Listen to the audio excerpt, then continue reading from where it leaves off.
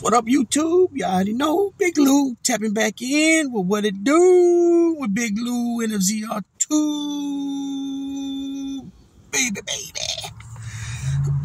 Excuse me. So, as you can tell from that thumbnail, boy, got a little heated at the final press conference well, actually, no, it wouldn't be the final press conference. Today would be the weigh-ins for the fight. So, I don't know if they spoke again. They probably did. But as you can see in the thumbnail, you got Oscar de la Hoya from Golden Boy Promotions, right? And you got his fighter, Jaime Munguia, is going to take on undisputed super middleweight champ, Canelo Alvarez. Cartelo, what do they call him? Something like that. Anyway, he's got a bunch of nicknames. And right away, when De La Hoya was called up to the podium, he straight said that, he turned, as he was talking, he said that, what I'm saying, we represented you. You were our fighter for decades. I don't know how long. Decades. He's saying decades. So that's more than 10 years. I don't know how long Canelo fought for Golden Boy. I wouldn't have thought it even was 10 years. But anyways, it probably was something similar. And it doesn't really matter because, in my opinion, like he says, my name's on the company. He said, so put some fucking respect on it. Right. And he says, basically that he made Golden Boy Promotions made Canelo. And I got to agree with him. I mean, they were pushing for him. He was the main fighter in the stable for a little while there. They also pushed other fighters, Mayweather and, I'm pretty sure Mayweather was there for a little bit. I think Earl Spence was there too for a minute. I believe Earl Spence was there. Yeah, Earl Spence was there. Deontay Wilder was there for a while. So, Golden Boy, when you look at their roster now, their main guys is Ryan Garcia, and Jaime Munguia. And there's they got a couple other solid guys coming up too. I don't know if Arnold Barbosa's over there, but they got a couple young Mexican Americans, or they might just be Mexicans fighters or Mexican American fighters coming up. They got some decent records. You know what I mean? They're definitely challengers, contenders.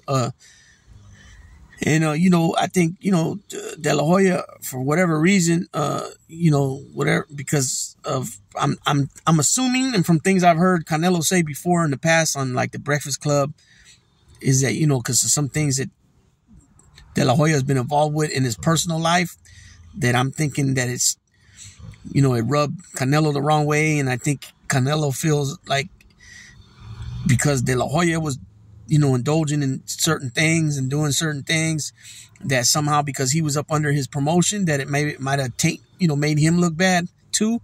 I'm not really sure, It could be that macho thing, that Latino macho thing, and what I'm referring to is the pictures with him and, fishnet and all that. I was understanding that it was Photoshopped, but then there was some real ones too. And so anyways, he ends up, when De La Hoya gets off the mic, Canelo's running his mouth sitting there, but he ends up grabbing the mic and then he starts talking. No escribes, pinche maricón. He calls him a effing fat, effing homosexual and stuff, and he says something about they ain't gonna write that. They ain't gonna write that or something he said, or you don't write that, or I forgot what he said. No escribes. I just remember hearing no escribes, which means you don't write. And then, he continued to follow him that way, the funny part about all this is, and he kept it real too. He said that Canelo tested positive twice. And then, and that was his fighter the first time. And they even tried to back him by making up some claim about that it came from the meat in Mexico that they were getting, that it was tainted with this substance, this a banned substance, So De La Hoya was doing his part to represent his fighter, back then. I wasn't aware that he tested twice dirty. When I originally read that, I thought he had tested dirty again now, after the Ryan thing. But apparently it's from the past, and Canelo didn't like that, I will say this. You know, I heard Canelo say when it came to Benavidez that he don't want to fight Mexican fighters, well, which don't make sense because now he's in the ring he's going to be in the ring tomorrow night with Jaime Munguia, but he's also been in the ring with Chavez Jr., with Angulo, you know what I mean? And there's a few other guys he's been in the ring with. So I don't understand. You know, I don't think that Canelo's necessarily afraid of Benavidez, but I think he doesn't want to take the risk of getting another L. That's what I think. You know what I mean? Because we know that Canelo could be beat in the ring without getting beat in the ring, if you know what I'm saying. Like, Bivol put hands on him, but he couldn't rock him. He couldn't hurt him. Now, I'm not saying that David can't, but, you know, Bivol's a bigger dude, right? But it did look like he was being cautious with him when he was fighting him. You know what I mean? I don't think David's going to do that. I think David's going to go try to knock his head off his shoulders at some point. I don't think he'll come out initially like that. He might try to hit him to show him this is what I possess, you know, the power. But he's got to get past Munguia first, and I'll be doing another video on that probably.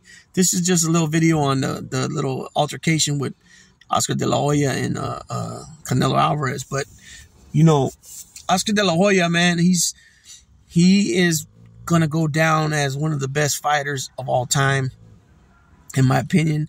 Especially during that age, he didn't duck nobody. You know, he fought Chavez twice. He fought Camacho. He fought Whitaker. He fought Trinidad, Ike Corte. He fought Hopkins. He fought Pacquiao, Mosley. Who else he fought? Man, he fought a lot of guys. Mayorga, Vargas. You know, these are all ex-champions. And there's more than that. Those are just the ones, you know, those are just a few of them. You know, he's a 6th division world champion. 6th division world champion. Let me say that again. 6th division world champion. Yeah. So put some respect on that. Canelo's a 4 division world. Oh, he's got junior middleweight, super middleweight, and light heavyweight. 4 division world champion, Canelo. But De La Hoya is a 6. Right? Pacquiao is an 8. Imagine that, right? Amanda Serrano is a 7 or 8 division world champion. So yeah, this is a little video. If anybody, you know, let me hear the feedback, what you think about that little altercation and what De La Hoya said, and do you think that he had his fighters, you know, did he have Canelo's best interests at hand, and did he defend Canelo back when Canelo was up under Golden Boy? With that being said, Big Lou, tapping out.